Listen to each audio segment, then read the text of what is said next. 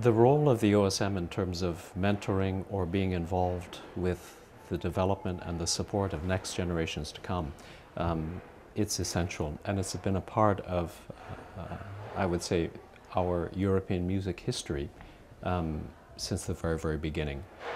This sort of apprentissage, or this sort of the master passing on the craft to the next generation, it is about the only way that you can really transmit something as important like music. You can read about it in a book, you can have someone verbally explain it to you out of a context, but the real way, because it is a language, of getting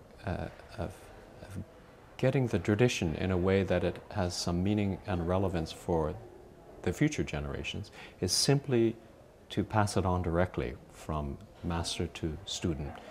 If you think of Mozart, if you think of Beethoven, if you think of Haydn, or if you think of Bruckner, I mean, this has just been a part of the process, and it's very, very important that the OSM, in our very, very professional world today in the 21st century, that we don't forget that that's a part of the definition of our role, to care for the next generation.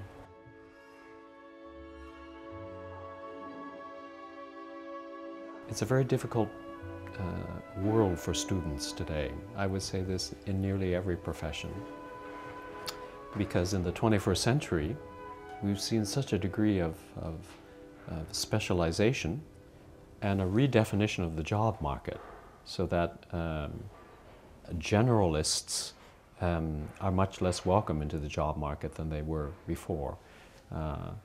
In the case of classical music, for an instrumentalist, for example, this process is even agitated further by the fact that the job market is shrinking. There were many, many more symphony orchestras, many more opera houses as recently as 35, 40 years ago. And particularly in the past 20 years, we've seen a closing of many great cultural institutions. That means there are less jobs available to the students that are now entering into the job market. The same thing can be said for soloists. The same thing can be said for people who would like to go into chamber music positions.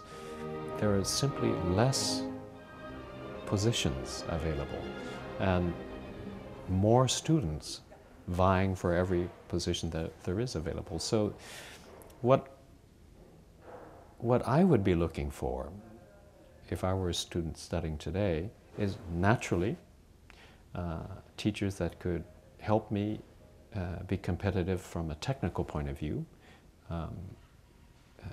We say it nearly every generation. In fact, the generation, I was just reading an interesting commentary of a critic during the time of Anton Bruckner, who was saying that, oh, young students today, they can play anything, but they have no contact with the issues of style and meaning is in performing. This is in the time of Anton Bruckner.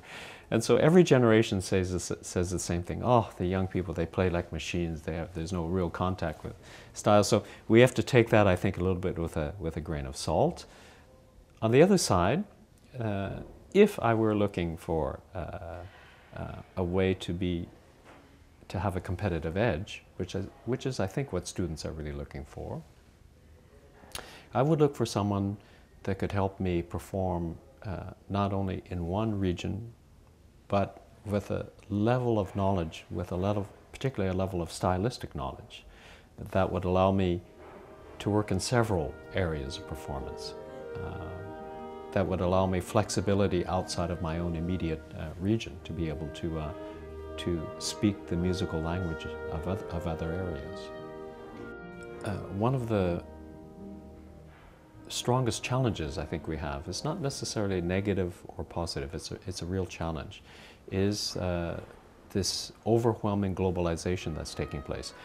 The dangers, of course, come that everything starts to sound the same, and if it sounds the same, that's another way of saying that there is no meaning, there is no content. Music was meant to communicate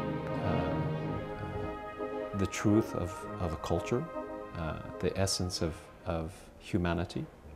And if there's no content when you're playing music, then what this will mean that very quickly, not even in a generation, music will slip off its post of being able to inspire and being able to somehow expand the human experience, and rather will simply become an entertainment form.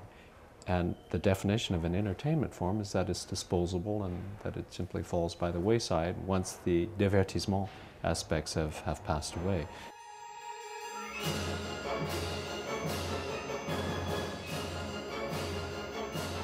Je crois que les étudiants de Montréal en général, pas uniquement McGill, mais juste en général,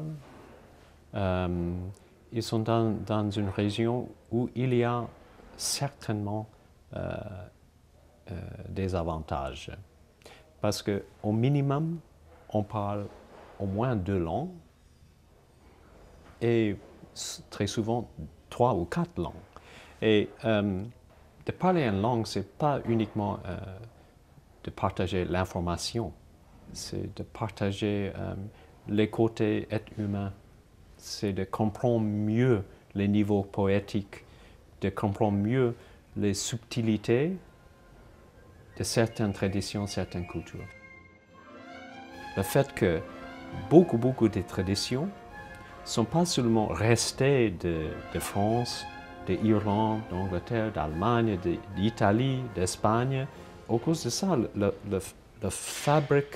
cultural fabric est particulièrement complexe. Et de vivre ici, d'exister ici, de fonctionner ici, on est obligé de développer cette sensibilité, sinon ça ne marche pas. Et justement, c'est cette sensibilité, si on est surtout un artiste, un musicien, un peintre, un danseur, si on a déjà développé cette sensibilité, à mon avis, on a un grand avantage d'entrer dans le monde de performance internationale.